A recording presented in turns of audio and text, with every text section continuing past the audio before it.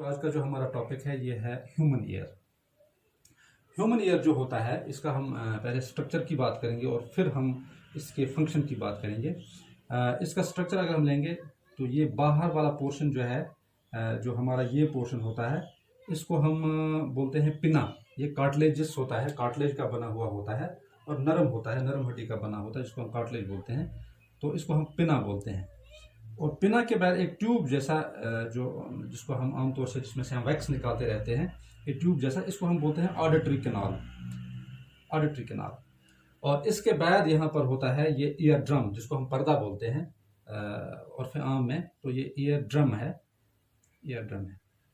Ear drum जो है ये मिडल ईयर में आता है अलॉन्ग विथ थ्री ये बोन्स जो होती हैं मिडल ईयर में। एक का नाम है हैमर, दूसरी का नाम है एनविल और तीसरी का नाम है स्टाइरप। तो ये तीन हड्डियां इस मिडिल ईयर में ईयर का हिस्सा होती हैं। और इसके बाद जो है इनर ईयर में आता है कॉक्लिया और ऑडिटरी नर्व और ये एस्टेशन ट्यूब वगैरह, एस्टेशन ट्यूब। तो ये इसकी बनावट है हमारे ह्यूमन ईयर की जो बनावट है। एक्सटर्नल ईयर में आता है ये एक पिना और ऑडिटरी कैनाल, इंटरनल ईयर में आता है ईयर ड्रम और थ्री बोन्स, स्मॉल बोन्स। और इसके बाद है इंटरनल ईयर में आता है कॉक्लिया, ऑडिटरी नर्व और एस्टेशन ट्यूब वगैरह, ये इसमें आते हैं।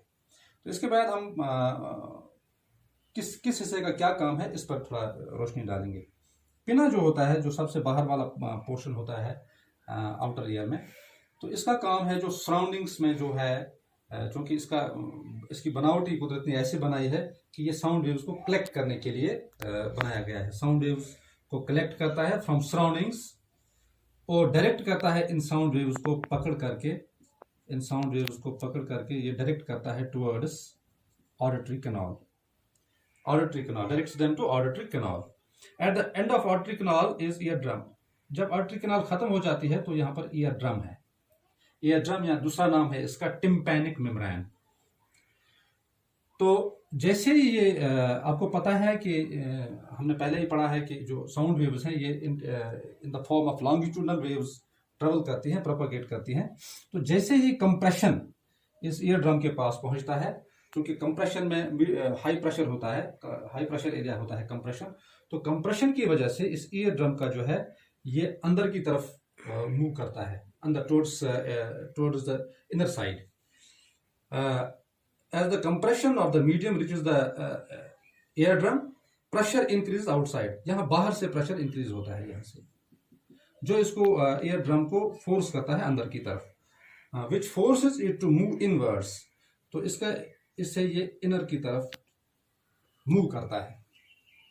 When rarefaction reaches the eardrum, pressure outside is relieved. तो यहाँ पर प्रेशर कम हो जाता है जिसकी वजह से ये ईयर ड्रम वापस इस आउटसाइड आता है, बाहर की तरफ निकलता है।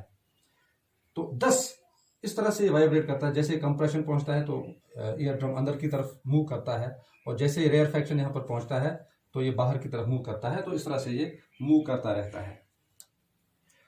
और इस मूव करने की वजह से वाइब्रेशंस जो पैदा होती हैं, ये वाइब्रेशंस जो हैं ये इन वाइब्रेशंस को ये तीन हड्डियां जो हैं मिडिल ईयर की, पिना, एनविल और स्टाइरप, ये इसको एम्पलीफाई करती हैं। इसको हैमर इसलिए बोलते हैं क्योंकि इसका जो है ये हैमर की तरह होता है। तो ये जो है इन तीन हड्डियों का काम जो है इन वाइब्रेशंस को एम्पलीफाई करना है। तो once the sound wave the vibrations are amplified, vibrations amplified several times by three bones. एक का नाम है हैमर, एनविल और स्टाइरप। जब ये एम्पलीफाई होती हैं तो मिडिल ईयर जो है, अब मिडिल ईयर ट्रांसमिट करता है इन हाई प्रेशर वाइब्रेशंस को इस इंटरनल ईयर को ट्रांसमिट करता है, दे देता है या ट्रांसफर करता है। तो इंटरनल ईयर में क्या होता है? In the internal ear these high pressure vibrations are turned into electrical signals. तो यहां पर इंटरनल ईयर में इनको हाई प्रेशर इलेक्ट्रिकल सिग्नल्स, जो हाई प्रेशर वाइब्रेशंस होती हैं, ये इलेक्ट्रिकल सिग्नल्स में कन्वर्ट हो जाती हैं बाय कॉक्लिया। ये काम जो है इनको कन्वर्ट करने का काम जो ये कॉक्लिया का है। तो कन्वर्ट हो गई ये इनटू इलेक्ट्रिकल सिग्नल्स। तो इन इलेक्ट्रिकल सिग्नल्स को, these electrical signals are sent to brain. अब ये ब्रेन को जाती हैं वाया ऑडिटरी नर्व। कॉकलिया ने इनको कन्वर्ट कर दिया from high pressure vibrations to electrical signals, और फिर इस ऑडिटरी नर्व के जरिए ब्रेन को सेंड कर दिया। अब ब्रेन का काम है कि वो इसको इंटरप्रेट करे कि ये क्या है। तो ब्रेन इसको फिर अल्टीमेटली इंटरप्रेट करता है एज साउंड, और फिर जो है ये हमें पता चलता है कि ये कौन सी किस्म की साउंड है, और इसको इंटरप्रेट करने का काम जो है वो ब्रेन का है, और समझने का काम भी फिर ब्रेन का ही है।